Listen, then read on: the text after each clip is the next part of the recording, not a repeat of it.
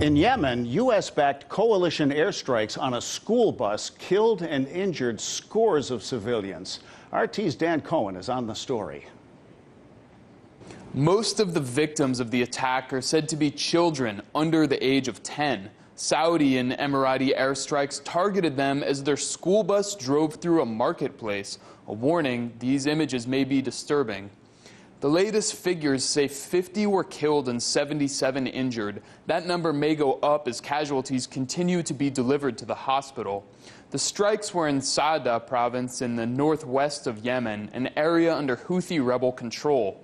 The Saudi-led coalition issued a statement saying the attack was in accordance with international law and accused Houthi rebels of using children as human shields.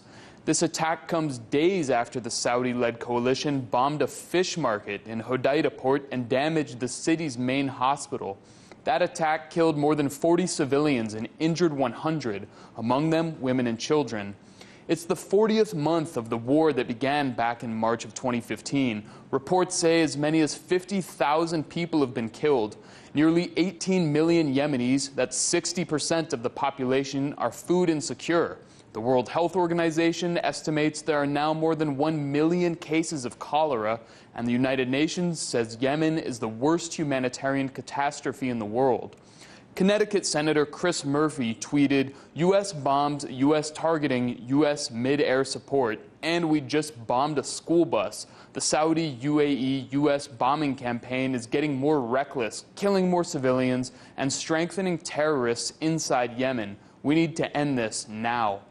With no immediate reaction from the White House and the United States playing a crucial role in the war on Yemen, this humanitarian disaster shows no signs of slowing down. Reporting in Washington, Dan Cohen, RT.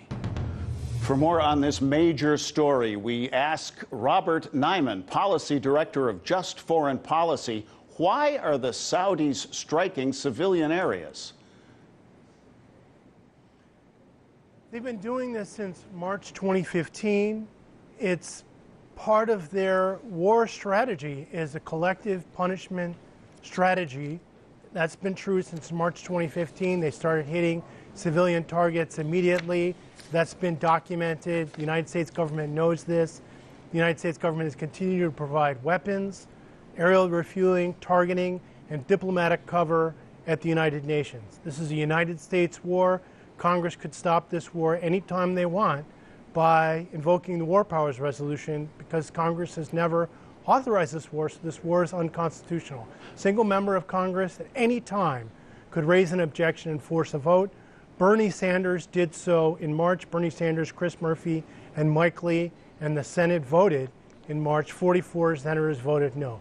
But since March 2015, there has not been a single vote on U.S. participation in this war in the United States House of Representatives in violation of the Constitution. And both the Republican and Democratic leadership are co-responsible for this war, the fact that it continues, and the fact that the House of Representatives has never voted. How effective have these airstrikes been at removing the Houthis and those resisting the Saudis from the territories they control? Well, look, the war has been going on since March 2015 when the Saudis and the UAE went in. They told the U.S. and the Western powers, oh, you know, this is just this ragtag band of rebels. This will be over shortly. So apparently not that effective more than 3 years later. And every time they escalate, they say, oh, you know, we just have to do one more thing, and that will take care of it.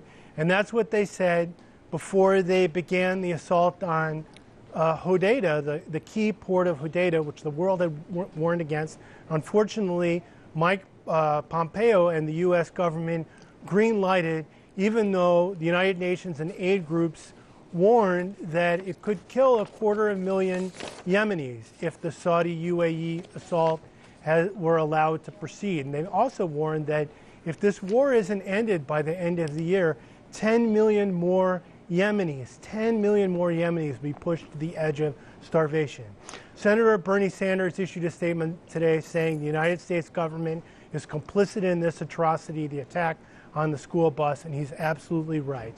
Every member of Congress who doesn't speak out and doesn't force a vote on this war is responsible for this atrocity and the next one, because it's just one in a series of atrocities that are absolutely guaranteed to continue till this war ends, until the United States stops participating, facilitating in this war. The day the United States stops assisting and backing this war is the day the war stops.